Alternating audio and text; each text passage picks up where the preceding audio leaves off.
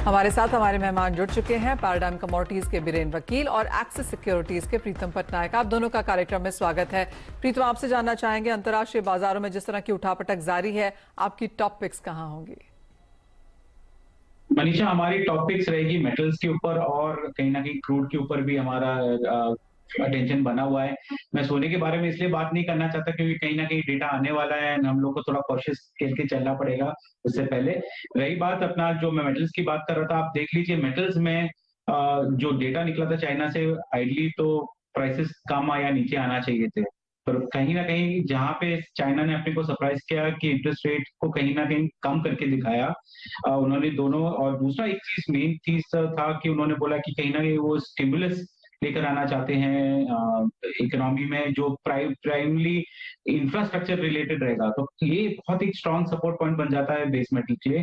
साथ ही साथ आप देखिए कहीं ना इन्वेंट्री भी, बहुत शंघाई हो या एलएमई हो, दोनों में इन्वेंट्री के भी लेवल्स काफी नीचे आ गई हैं। तो रिफाइंड मेटल्स जो है, बिकॉज कॉस्ट ऑफ पावर इतना बढ़ चुका है, नेचुरल गैस के प्राइसेस आपने खुद बताया कि इतने ऊंचे हो चुके हैं, सो फिनिश्ड मेटल्स के प्राइसेस बहुत ही ऊपर, सप्लाई बहुत कम हो चुका है मार्केट में, और उसके चलते कहीं ना कहीं मेटल्स में सपोर्ट मिलेगा। तो हम लोगों का बाइक का कॉल है कहीं नीचे के लेवल पे। तो हम कॉपर बोल रहे हैं 662 के लेवल पे आता है तो एक अच्छा बाई बन सकता है। स्टॉप लॉस 659 का लगा के चल सकते हैं और टारगेट प्राइस 667 का। और रही बात जिंक में, सेम, एक बार जिंक 321 लेवल्स पे आता है तो उसको खरीद के चल सकते हैं। स्टॉप लॉस 319 का लगा के चल सकते हैं और 332 का टारगेट लेके चल सकते हैं। रही बात क्रूड ऑयल में, ये जो ईरान का डील के बारे में डिस्कशन चल रहा है, स्वाभाविक है अप्रैल से 10 बार तक ये डिस्कशन हो चुकी है, पर इसका रिजल्ट आएगा कि नहीं इसका कहना मुश्किल है। बट जो ओरिएंटेशन है, ये इसमें एक फर्क इस टाइम ये है कि यूरोप की नीड बहुत सिग्निफिकेंट हो चुकी है और रशिया का यदि सपोर्ट चाहिए यूएस को तो कहीं ना कहीं उनको कॉम्प्रोमाइज करना पड़ेगा विद ईरान, ऐसा सबको मार्केट में लगता है। उसी के लिए 1.3 मिलियन बैरल्स का यदि सप्लाई मार्केट में आएगा तो कहीं ना कहीं प्रेशर आ ही सकता है क्रूड ऑयल में। उसके सब चलते बहुत जीडीपी डेटा आपने देखा यूरोप का भी आया, प्लस यूएस का numbers are not being very encouraging, तो ये दोनों चीज थोड़ा नेगेटिव प्ले कर रही है क्रूड में। तो एवरी राइज में अपने को बेचने का एक अच्छा स्ट्रेटेजी बन सकता है। तो हमारा सेल कॉल है, क्रूड यदि 69, 80 या 7000 के लेवल पे आता है हम बेच के चल सकते हैं, और स्टॉप लॉस 7080 के लेवल पे लगा के चल सकते हैं, और टारगेट प्राइस है 6850, और उसके नीचे जाएगा तो 6750 के लेवल पे जा सकता है। ऑल राइट, तो कुछ मंदी कच्चे तेल में देखने को मिल सकती है, लेकिन मेटल्स में हल्की सी खरीदारी यहाँ पर लौटी है। बीरेन जी, आपकी टॉपिक्स कहाँ होंगी, एग्री या नॉन एग्री स्पेस में? एग्री स्पेस में स्पाइसेस में मैं कोरिएंडर काउंटर में लॉन्ग साइड प्रेफर करूंगा। यहाँ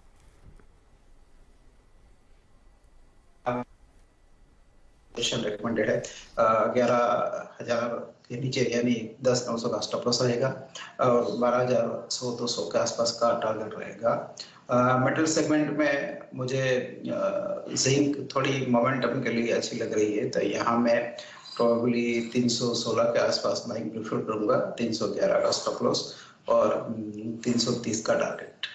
ऑलराइट, तो कोरिएंडर और जिंक में यहाँ पर फिलहाल खरीदारी की एक्सपेक्टेशंस।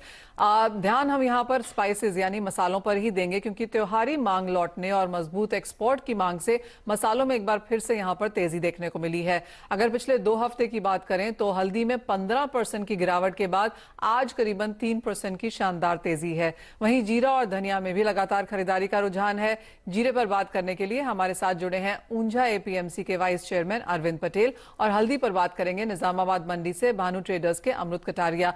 आप दोनों का कार्यक्रम में स्वागत है। सबसे पहले यहाँ पर हल्दी की बात कर लेते हैं, और अच्छी खासी गिरावट हमने पिछले कई दिनों में आते हुए देखी, और उसके बाद कल और आज यहाँ पर बढ़त है। अमृत जी, कैसे देखते हैं इस बढ़त को आप भावों में? मांग अगर देखी जाए, चाहे वो एक्सपोर्ट की है, डोमेस्टिक मार्केट्स में है, किस तरह से बनती है?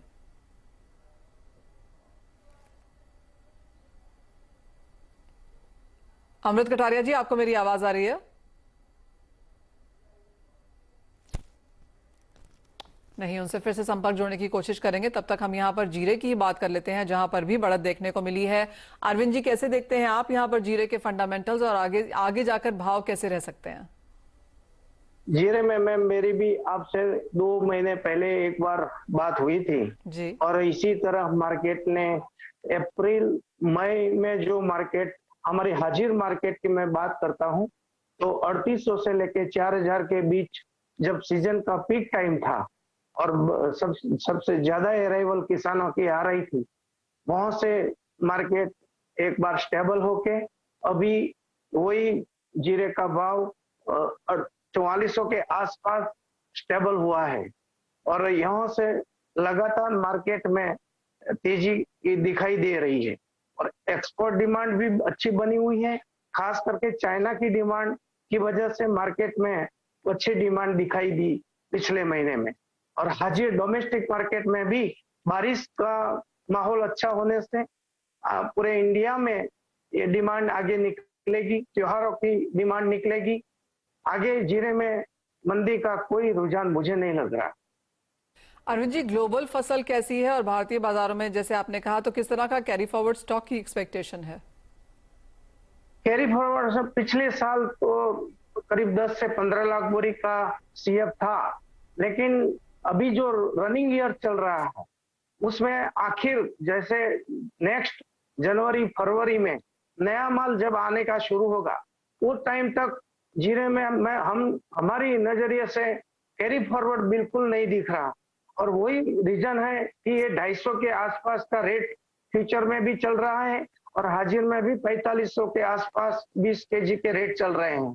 जब स्टॉक कम हो और डिमांड बनी रही हो और एक्सपोर्ट है, उसी कारण से ही ये लेवल रेट पिछले कई सालों में नहीं देखे गए, वो ये साल देख रहे हैं।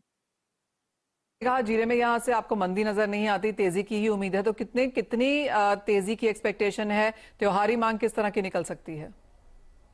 खास करके तुर्की, सीरिया और चाइना, वो कंट्रीज में जो जीरे की प्रोडक्शन होती है वो नाकाफी है और वहां के रेट भी इंडिया के यानी कि ऊंचा की जो रेट है उससे ऊंचा बिक रहा है। ये देखते हुए एक्सपोर्ट भी आगे बना रहेगा और डोमेस्टिक डिमांड भी आगे आएगी। जैसे किसानों ने अपना सारा माल करीब 80% माल बेच दिया है और व्यापारियों ने ऊंचे भाव रहते पूरा स्टॉक नहीं कर पाए, क्योंकि हर साल जो जीरे का जो रेट रहते थे वो 3000 के आसपास पर 20 केजी रहते थे। ये साल जो था वो 4000 के आसपास के रेट पर 20 केजी के रहे हैं। तो ऊंचा रेट की वजह से स्टॉकिस्ट भी इन्वॉल्व नहीं हो पाए हैं और इस वजह से जो कैरी फॉरवर्ड जो रहना चाहिए वो नहीं रहेगा और यही सिचुएशन पे हम लोग तेजी देख रहे हैं।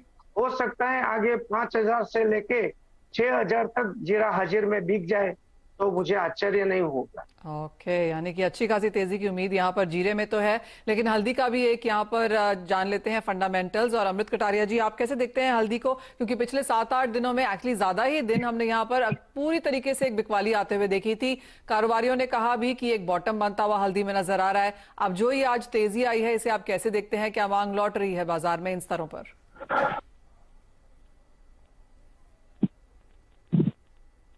अमृत कटारिया जी, क्या लगता है आपको हल्दी के भाव को देख के इस बार? अभी इस समय की पोर्शन के अंदर जो है हाजिर में फिजिकल मार्केट जो है काफी नीचा हो गया है। इससे नीचे मंदी की कोई गुंजाइश लगती नहीं है और बाजार जब नीचा नहीं जाता है तो कुछ न कुछ ऊंचा जाएगा और बाजार काफी टूट गया था, तो इस वजह से बाजार को थोड़ा सा अप जाने का है, लेकिन बहुत बड़ी तेजी भी नहीं लगती है। लेकिन इस समय जो स्टॉक प्रोडक्शन सेंटर और खपत सेंटर दोनों जगह काफी बड़ा स्टॉक है। इस समय प्रोडक्शन सेंटर में करीब 7 लाख बोरी का स्टॉक है और खपत सेंटर में खाली जयपुर, ग्वालियर और रायपुर 3 सेंटर को मिलाया तो करीब 16 लाख बोरी है। तो स्टॉक जो है कि लोगों ने जो जनवरी फरवरी में जो मार्च में तेजी के चक्कर में माल उठा लिया था वो माल काफी स्टॉक में पड़ा गया है। और दूसरा, इस समय स्टॉक जो है वो अभी का नहीं है, इसमें करीब जैसे जयपुर में 8 लाख बोरी का स्टॉक है, ये स्टॉक 12, 13, 14 से है और माल की कीमत जो है ब्याज बढ़ा और सब मिला के जीरो हो गई, जीरो से भी डबल जीरो हो गई। तो ये लोग नुकसानी के माल बेच नहीं पाएंगे और हर साल जो है तेजी का मौका आता है। तो कि तेजी पे ये लोग छूट नहीं पाते, क्योंकि तेजी की दिमाग में पड़ी हुई है। तो जैसे ही बाजार बढ़ा तो वो हिसाब से वो और तेजी के चक्कर में माल रोक लेते हैं, तो माल बिकता नहीं है। अच्छा, फसल के बारे में जैसे अक्टूबर अगस्त सितंबर शुरू हो जाता है, ये लोग तेजी का प्रचार कर देते हैं। कभी जमीन में मॉइस्चर कम है, कभी जमीन में मॉइस्चर ज्यादा हो गया, कभी बरसात कम है, कभी बरसात ज्यादा है। तो वो तेजी जो है सीजन में कर देते हैं। किसान जो है उसके अंदर जो है भाव ऊंचा कर लेता है, और उसके बाद जो है किसान के घर में तो पैसे जाते हैं, व्यापारी के घर में पैसा नहीं आता, ऊंचे माल होता है। और जैसे ही फिजिकल का मार्केट में माल आता है, लोगों के पास लेने की ताकत नहीं होती है। वायदा तो बढ़ा देंगे, घटा देंगे, लेकिन फिजिकल में माल उठाना तो हिम्मत की बात हो चाहिए, वो मुश्किल है। तो इस वजह से जो इस साल भी जैसे अभी शुरू हो गया है निजामाबाद, जैसे मैं निजामाबाद का हूँ, हमारे निजामाबाद को कोई व्यापारी नहीं बताता है कि नुकसान है, लेकिन ये लोग व्हाट्सएप में, ग्रुप में, मीडिया में 50%, 40%, 60% का नुकसान बताते हैं। तो ये वजह से जो है हर साल यही चक्कर चलता है, तो और मुश्किल हो रही है। तो फसल ये साल भी कोई अभी इस समय तक कोई नुकसान नहीं है, और अभी नुकसान निकालना भी कोई बहुत जल्दी है। बाकी फसल डबल रहे, ट्रिपल भी रहे ना, तो भी 10-15% का रोग लगता है, 10-12% का नुकसान होता है।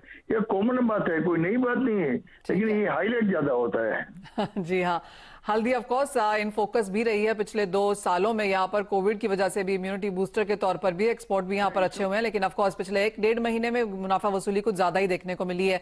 बीरेन जी, आप कैसे देखते हैं? आपने यहाँ पर धनिया की बात तो की ही, लेकिन जीरा और हल्दी में जिस तरह का ऑन ग्राउंड हमने यहाँ पर फंडामेंटल्स आते हुए देखे हैं, यहाँ पर आपका क्या व्यू है? जीरे में जैसे अरविंद भाई ने कहा, डिमांड स्पेशली चाइना से डिमांड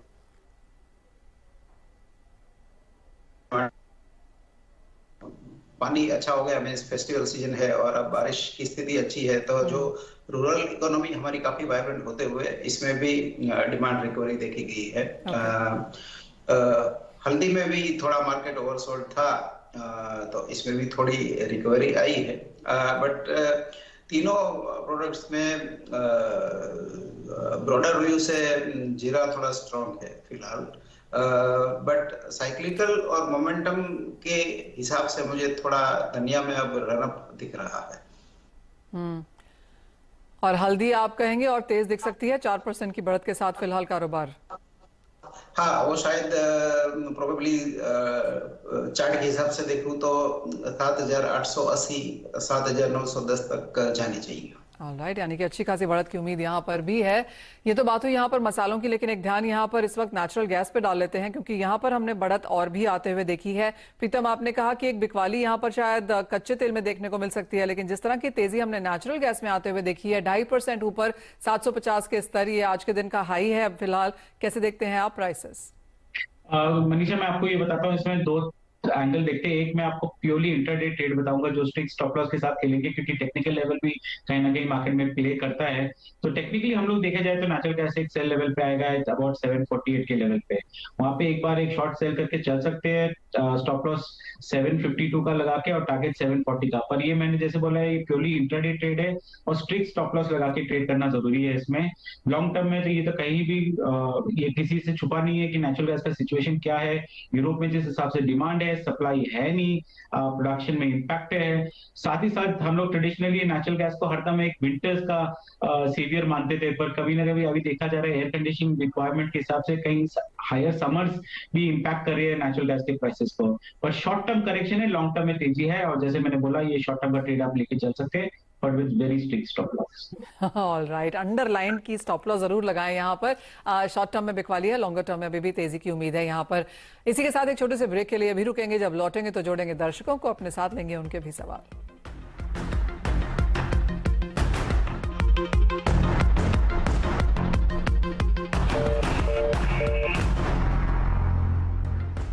कमोडिटी कॉल में आपका स्वागत है, और अब वो समय है जब अपने दर्शकों को अपने साथ हम यहाँ पर शो में शामिल करते हैं। हमारे साथ मुंबई से अब शुभम फोन लाइन पर मौजूद हैं। नमस्कार शुभम, क्या है आपका सवाल? मेरे 698 के 2 लॉट तो नेचुरल गैस सेल है और 7,000 रुपए में 3 लॉट क्रूड के बाय है। ओके, नेचुरल गैस में बिकवाली करी है 698 पे और कच्चे तेल में खरीदारी करी है 7,000 के लेवल्स पे। प्रीतम, क्या राय देंगे? नेचुरल गैस से शुरुआत करते हैं। आपकी इंटरडे में बिकवाली की राय है, कैसे शुभम अपने नेचुरल गैस को वहां पे ट्रीट करें? देखिए शुभम, आप ऑलरेडी शॉर्ट है, हमारा कॉल भी शॉर्ट का ही है। पर कहीं ना कहीं शुभम ये भी मानते चलिए कहीं ना उसका वास्तविक डिमांड तो बना हुआ है। तो एक स्ट्रिक्ट स्टॉप लॉस आप लगा के चलिए 752 के लेवल पे, क्योंकि एक बार वो टेक्निकल लेवल क्रॉस कर जाता है ऊपर की तरफ से तो फिर शॉर्ट में मेंटेन करने का कोई मतलब नहीं है, क्योंकि नेचुरल गैस है भी बहुत ही एग्रेसिव कमोडिटी। कहीं बढ़ते रह गए तो कहीं आपको एग्जिट करने का अपॉर्चुनिटी नहीं मिलेगा। एंड जैसे भी मैं ये भी बोल रहा हूँ कि लॉन्ग टर्म से हमको इसमें बुलिशनेस दिख रही है। इंटरडे में भी आपको अपॉर्चुनिटी मिलती है, कहीं ना कहीं आपको 740 का रेट दिखता है तो वहां से आप निकल के कट के निकालते हैं। और कच्चे तेल में इनकी खरीदारी है 7,000 के लेवल्स पे, वहां पे क्या करें? क्रूड ऑयल की आपकी खरीदारी है तो हाँ, मैं यही बोल सकता हूँ कि जैसे एक बार बाउंस बैक मिलेगा यदि before the inventory data, sorry detail sales का नंबर से पहले शायद से एक छोटा बाउंस बैक मिले, उसके आसपास आता है तो आप कृपया काट के निकल जाइए, क्योंकि ट्रेंड नेगेटिव दिख रहा है हमें ऑनेस्टली। तो ये मेंटेन करने का कोई मतलब नहीं है। तो आपको अपॉर्चुनिटी शायद से मिल जाए कि 7,000 का लेवल या 6,980 का लेवल, जैसे मैंने बोला जिससे शेयर करने का लेवल है, नो प्रॉफिट नो लॉस का लेवल रहेगा, पर आप शायद से वहां से निकल के रह जाए। तेजी का मेरे को रुख नहीं दिख रहा है। बीरेन जी, आपकी क्या राय है जो इनकी पोजीशंस है नेचुरल गैस और कच्चे तेल में? अ,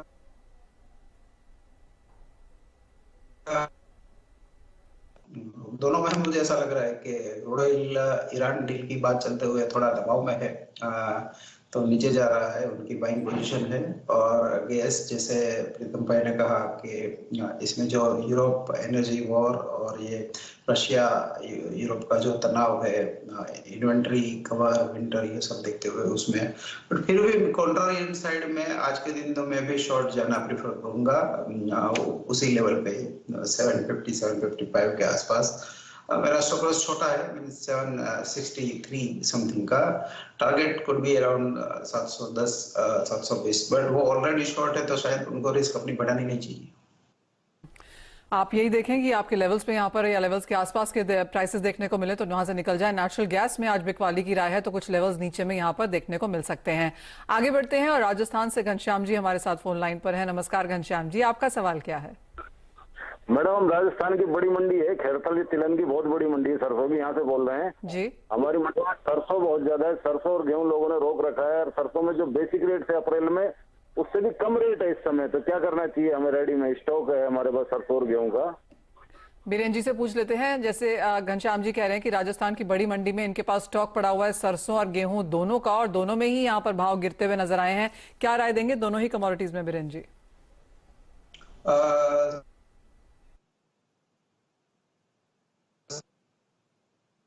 अपनी हिस्टोरिकल हाई से। इसका मेन कारण पाम ऑयल और सोयाबीन ऑयल, सॉफ्ट ऑयल के प्राइस ऑलमोस्ट 50-60% गिर चुके हैं, वो कारण है।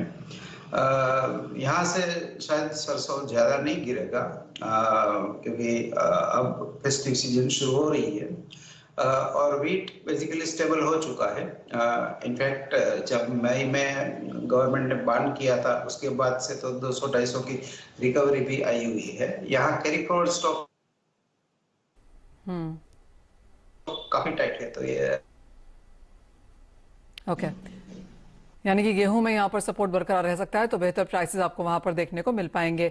हमारे साथ अब जलंधर से गुरप्रीत जी फोन लाइन पर है। नमस्कार गुरप्रीत, आपका सवाल क्या है? नमस्कार मनीषा जी। जी मैम, मेरे पास 3,58,700 पे सितंबर एक्सपायरी के हैं सिल्वर के। ओके, उसमें क्या करना चाहिए? रेट काफी नीचे आ गया है, मैं एवरेज करूं या अभी वेट करूं? प्रीतम क्या राय देंगे आप? चांदी खरीदी है इन्होंने 58,700 के लेवल्स पे, 57,200 के आसपास के सर फिलहाल। तो ठीक है, आप ये एक चीज कर सकते हैं, हमारा वैसे भी बाई कॉल है एट अबाउट 57,000 के लेवल पे है, बट वहाँ पे स्टॉप लॉस हम लोगों ने सजेस्ट किया है 56,500 का, क्योंकि मान के चलिए दोनों चीज में गोल्ड हो या सिल्वर दोनों का एक टेक्निकल सपोर्ट लेवल आ गया है आसपास, एंड उसके आसपास ही हम लोगों ने बाई का कॉल दिया है। तो स्टॉप लॉस जरूर लगा के चलिए 56,500 का, एंड टारगेट प्राइस 57,800 का है। तो ये आपके लेवल के आसपास नहीं पहुंचेगा इनिशियली, बट यदि सस्टेन करता है रैली तो कहीं ना कहीं आपको शायद से एग्जिट करने का रुख मिलेगा। आपको एवरेजिंग की सजेशन मैं अभी नहीं दूंगा, क्योंकि आपकी पोजीशन ऑलरेडी खड़ी हुई है एंड आपके पोजीशन से काफी नीचे है प्राइसेस। तो ये होगा कि आप वेट करें, कहीं ना कहीं यदि एक बार 57,800 या 58,000 खुद आता है तो कहीं ना कहीं बुलिश ट्रेंड वापस कायम हो जाएगा, बट एवरेज करने की मैं आपको सजेशन अभी नहीं देता, क्योंकि एक क्रूशियल सपोर्ट लेवल के आसपास खड़ा हुआ है, कहीं वो ब्रीच हुआ तो शायद से और भी नीचे जा सकता है, पर स्टॉप लॉस जरूर लगाइए एट 56,500। ऑलराइट गुरप्रीत जी, माना यही जा रहा है कि यहाँ से एक रिबाउंड देखने को मिल सकता है, खरीदारी के लेवल्स के आसपास है हम यहाँ पर, तो आज सितंबर की आपकी पोजीशंस हैं, होल्ड करें, माना जा सकता है कि यहाँ से और तेजी देखने को मिले। लेकिन इसके साथ ही शो समेटने का भी समय है। बिरेन, प्रीतम, बहुत शुक्रिया साथ जुड़ने के लिए। कमोडिटी कॉल में आज इतना ही, नमस्कार।